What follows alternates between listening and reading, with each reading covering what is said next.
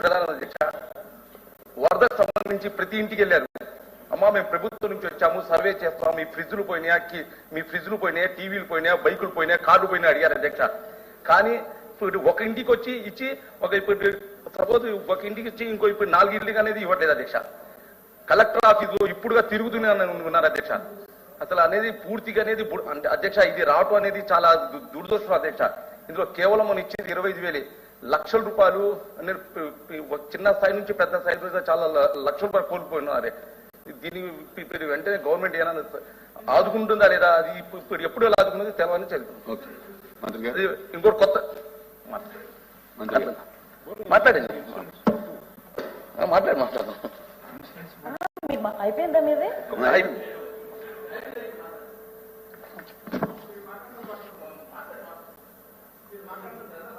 నేను మాట్లాడేసిన తర్వాత మీరు మాట్లాడతారు.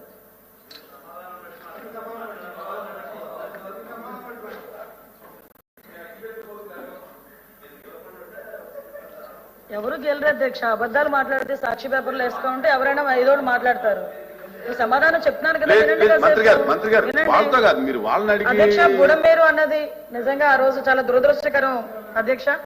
ఎందుకంటే సుమారుగా నదీ ఆక్రమణలు విజయవాడ నగరంలో విపరీతమైన సమస్యగా తయారైన అధ్యక్ష.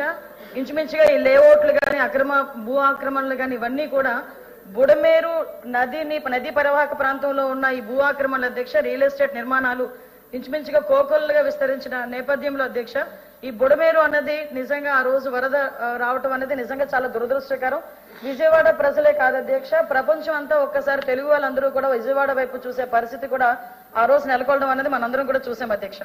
ఈ అధ్యక్ష ఇది సుమారుగా 2005లో వచ్చిన భారీ వరదలు విజయవాడ ముంచెత్తిన తర్వాత అధ్యక్ష, సుమారుగా ఆ సమయంలో బుడమేరు డైవర్షన్ ఛానల్ సామర్థ్యాన్ని 35,000 క్యూసెక్లు పెంచేందుకు 464 కోట్లతో పనులు ప్రారంభించారు అధ్యక్ష. 80% మాత్రమే పనులు పూర్తయ్యాయి. మిగతా 20% పనులు కూడా పూర్తవలేదు అధ్యక్ష. దాన్ని గత ప్రభుత్వం అలాగే వదిలేసింది. దానికి పర్యవసానంగా మన బుడమేరు వరదలకు కూడా మనందరం అందరం ఫేస్ చేయాల్సి వచ్చింది అధ్యక్ష.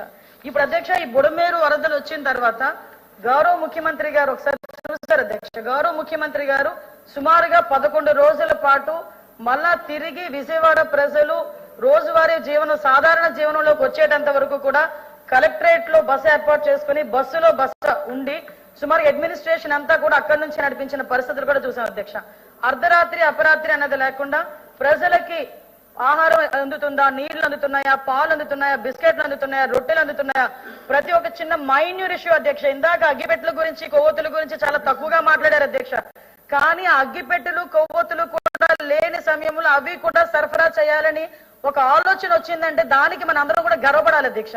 ఈ రోజు కరెంటు పోయి నీళ్ల లోతులు నిలువెత్తు నీళ్లలోని ఇల్లులన్నీ మునిగిపోయి ఉంటే కనీసం ఆ సమయంలో నేనున్నాను అధ్యక్ష. ఆ రోజు నేను ప్రత్యక్ష సాక్షిని.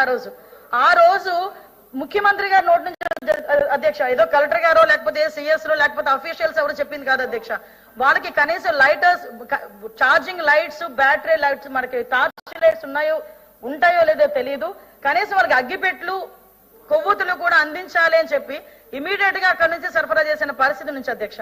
అక్కడి నుంచి అధ్యక్ష సుమారుగా ఆహార పొట్లాలు ఎలా పంపిణీ చేశాము, మిగతా ప్రాంతాల నుంచి ఎలా వచ్చిందో అవన్నీ కూడా మనందరం కూడా చూసుకున్నాం అధ్యక్ష. చాలా క్లియర్ గా ఏ దగ్గర నుంచి ఎంతెంత వచ్చింది అన్నది, ఏ నెలలో ఎంతెంత వచ్చింది అన్నది క్లియర్